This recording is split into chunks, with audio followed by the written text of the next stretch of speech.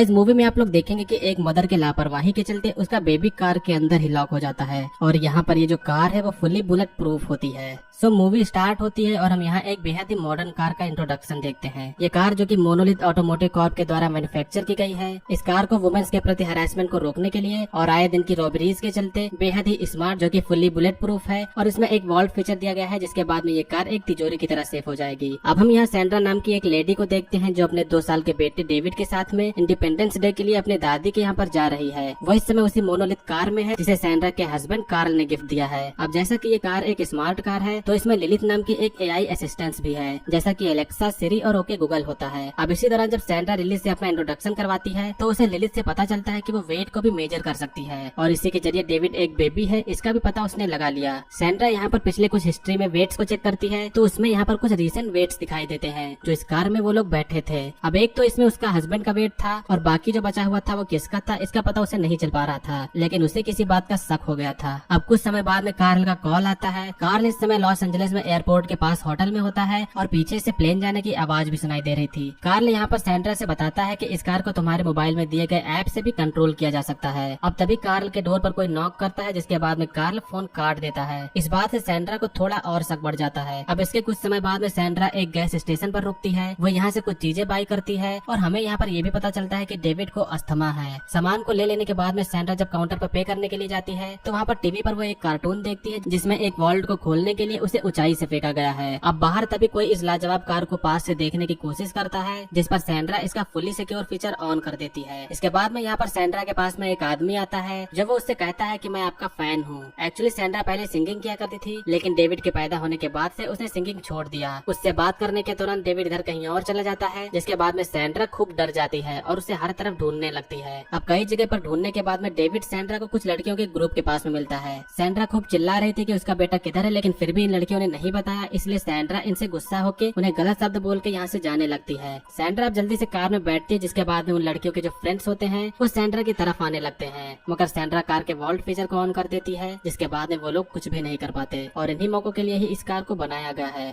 Sandra यहाँ से निकलती है लेकिन इस इंसिडेंट के बाद वो खुश भी होती है क्योंकि उसे वहाँ उसका फैन मिला जिसे सैंड्रा के अंदर है। उसके म्यूजिक के चलते उसकी क्यूरियोसिटी फिर से जाग गई। सैंड्रा इस बात को बताने के लिए उसकी फ्रेंड जेसा के पास में कॉल करती है। वो जेसा से इस इंसिडेंट के बारे में बताती है। इस समय जेसा किसी के साथ में थी जिसके बाद सैंड्रा अपने शक के चलते उसका वेट पूछने की कोशिश करती है। अब इस दौरान सैंड्रा इधर अपने डेस्टिनेशन पर भी पहुंच चुकी थी मगर उधर वीडियो कॉल पर उसे प्लेन के उड़ने की आवाज सुनाई देती है जिससे उसका शक कुछ हद तक कंफर्म हो जाता है। वो जेसा से पूछती है कि तुम किसके साथ में हो, जिसके बाद में जेसा कार्ल के साथ में कोई और है कहकर फोन काट देती है। अब सैंड्रा जल्दी से कार्ल के पास में कॉल करती है लेकिन कार्ल फोन नहीं उठाता। अब यहाँ पर सैंड्रा काफी गुस्से में आ जाती है क्योंकि उसके पीठ पीछे उसका हस्बैंड उसे धोखा दे रहा है और इसीलिए वो कार को यहाँ से फिर से मोड़कर इसमें लॉस एंजलिस का डेस्टिनेशन सेट करके यहाँ से निकल जाती है। अब इस दौरान वापस जाते समय वो फिर से कार्ल के पास में कॉल करती है लेकिन कार्ल फोन नहीं उठा रहा था। सैंड्रा यहाँ पर अपने रूट को कंटिन्यू कर रही होती है लेकिन लिली तभी रूट को रिकैलकुलेट करके बताती है कि आगे ट्रैफिक जैम लगने वाला है। इसके बाद में सैंड्रा उससे कोई शॉर्टेस्ट रूट बताने को कहती है। अब सैंड्रा यहाँ से एक टर्न लेकर इस कच्चे रोड पर निकल जाती है जो कि मैप के अकॉर्डिंग एक शॉर्टेस्ट रूट है। वो काफी देर से इस कच्चे रोड को फॉलो करती है जिसके कुछ देर बाद उसे कहीं से लाइट दिखाई देती है। सैंड्रा को लगा था कि शायद ये कोई गैस स्टेशन होगा लेकिन ये एक पावर हाउस होता है। इसके बाद में सैंड्रा इसे इग्नोर करके फिर से अपने रूट को कंटिन्यू करती है। इस समय वो इतने स्ट्रेस में होती है जिसके चलते वो सिगरेट निकाल कर स्मोक करने लगती है। अब जब वो स्मोक कर रही होती है तो इस कार का एआई स्मोक डिटेक्ट कर लेता है और कार फिर वार्निंग का बीप बजाने लगती है। सैंड्रा वैसे भी गुस्से में थी जिसके बाद में वो लिलिथ से कहकर कार का सारा एआई बंद करवा देती है। तभी कुछ दूर जाने के बाद में डेविड को पीछे तभी धुएं के चलते खांसी आने लगती है जिसके बाद में सैंड्रा इस सिगरेट को फेंक देती है लेकिन इस दौरान कार हिरन से टकरा जाती है। सैंड्रा पहले चेक करती है कि डेविड ठीक है या नहीं और उसके बाद में वो कार से बाहर जाकर देखने की कोशिश करती है। वो देखती है कि हिरन कार के नीचे आकर मर चुका है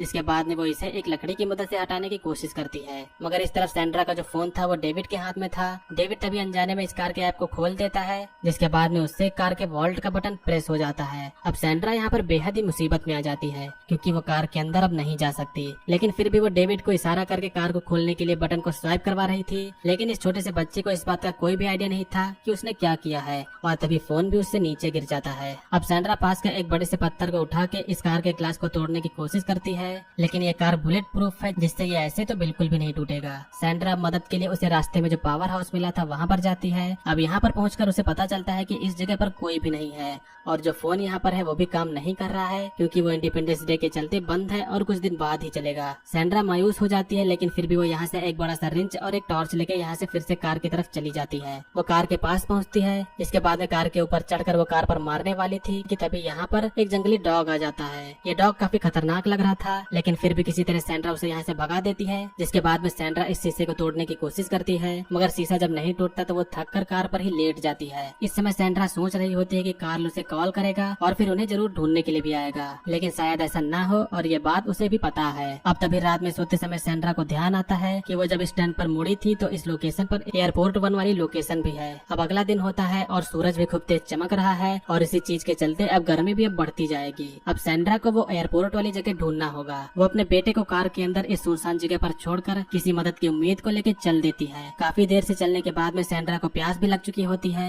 लेकिन वो कुछ दूर जाती है तो उसे बहते हुए पानी की एक नदी दिखाई देती है, मगर वो जब इस पानी को पीती है तो इसका स्वाद बहुत ही गंदा था। अब इसके बाद में वो यहाँ से फिर से आगे बढ़ती है, जिसके बाद में वो जल्दी एयरपोर्ट 1 वाली जगह पर पहुँच जाती है। इस जगह पर बस एक एरोप्लेन खड़ा हुआ था। दिखने में ही लग रहा था कि ये जगह बंद हो चुकी है। सैंड्रा फिर भी वहाँ पर जाती है। वो प्लेन के अंदर खाने पीने का चेक करती है, लेकिन यहाँ पर कुछ भी नहीं था। अब जब वो यहाँ से निकलने वाली थी तो वो प्लेन के अंदर पड़े टायर को बाहर निकालकर जला देती है, जिससे शायद इसे देखकर कोई हेल्प के लिए आ जाए। सैंड्रा यहाँ से एक बड़ी सी बोतल भी ले जाती है। वो उसी रिवर से इसमें पानी भरती है, जिसके बाद में वो इस बेहद गर्म टेम्परेचर से होते हुए फिर से कार की तरफ वापस जाने लगती है। धूप इस समय काफी तेज हो चुकी थी और जब वो वापस कार की तरफ पहुँचती है तो सैंड्रा यहाँ देखती है कि डेविड की हालत बहुत खराब हो चुकी है। वो उसे जगाने की कोशिश करती है, लेकिन डेविड कोई भी जवाब नहीं दे रहा था। अब इसके बाद सैंड्रा जो पानी लाई थी वो कार के रूफ पर उलट देती है, जिससे शायद अंदर कुछ टेम्परेचर कम हो जाए। इस कार में अंदर के वेंटिलेशन को बनाए रखने के लिए एक फैन चल रहा होता है। सैंड्रा को तभी याद आता है कि अगर वो आग को कार के पास में जलाए तो इसका एआई स्टार्ट हो जाएगा और कार का गेट भी शायद इससे खुल जाए जैसा कि पहले हुआ था। लेकिन इधर जब सैंड्रा आग जलाती है तो एआई स्मोक डिटेक्ट तो करता है, लेकिन वो कार का एआई जान जाता है कि ये बाहर से है। जिसके बाद में कार का जो वेंटिलेशन चल रहा था वो भी बंद हो जाता है। जिसके बाद में इस बढ़ते हुए तापमान में डेविड की हालत अब और भी खराब होने वाली थी। सैंड्रा फिर से बिना कुछ सोचे समझे रिंच से कार पर मारने लगती है, मगर इन सब से कुछ भी होने वाला नहीं है। आखिरकार हार मानकर सैंड्रा एक जगह पर बैठ जाती है। सैंड्रा कुछ देर बाद जब उठती है तो डेविड की हालत और भी खराब हो चुकी थी, मगर बाहर से देखने के अलावा वो कुछ कर नहीं सकती। सैंड्रा को लग चुका था कि अब तक तो डेविड मर चुका होगा, लेकिन तभी डेविड अपनी बॉडी हिलाता है, जिसे देखने के बाद में सैंड्रा की उम्मीद फिर से जाग जाती है। मगर तभी फिर से यहाँ पर दूसरी तरफ से वही जंगली डॉग आ जाता है। वो सैंड्रा पर हमला करने की कोशिश करता है। इसके बाद में सैंड्रा कार के नीचे चली जाती है। अब इसी दौरान ये डॉग उस कार के नीचे हिरन की बॉडी को खाने लगता है। हिरन को जब वो डॉग खींचता है तो ये जो कार थी वो पीछे की ओर जाने लगती है, जिसके बाद में सैंड्रा जल्दी से पीछे जाकर कार को रोकने लगती है। कार रुक तो जाती है, मगर जब सैंड्रा बैठकर रेस्ट कर रही थी तो उसे एक आइडिया आता है। वो कार को इस खाई से नीचे गिराने की सोचती है। अब जैसा कि कार तो काफी सेफ है और डेविड को भी सीट बेल्ट से अच्छे से बांधा गया है, जिससे डेविड को कुछ भी नहीं होगा। अब इसके बाद में सैंड्रा इस कार को नीचे गिराने की कोशिश करने लगती है और काफी तेज ताकत लगाकर उसे पीछे ढकेलने पर आखिर में कार नीचे गिरने लगती है। मगर कार जैसे ही नीचे गिरने लगती है तो उसका एआई चालू हो जाता है और कार के अंदर इंसान को सेव करने की कोशिश में वो लग जाता है। कार नीचे गिरती है और इधर सैंड्रा भी जल्दी से नीचे आ जाती है। वो कार के गेट को खोलती है तो गेट आसानी से खुल जाता है, जिसके बाद में वो डेविड को बाहर निकालकर उसे जल्दी से छांव में ले जाती है।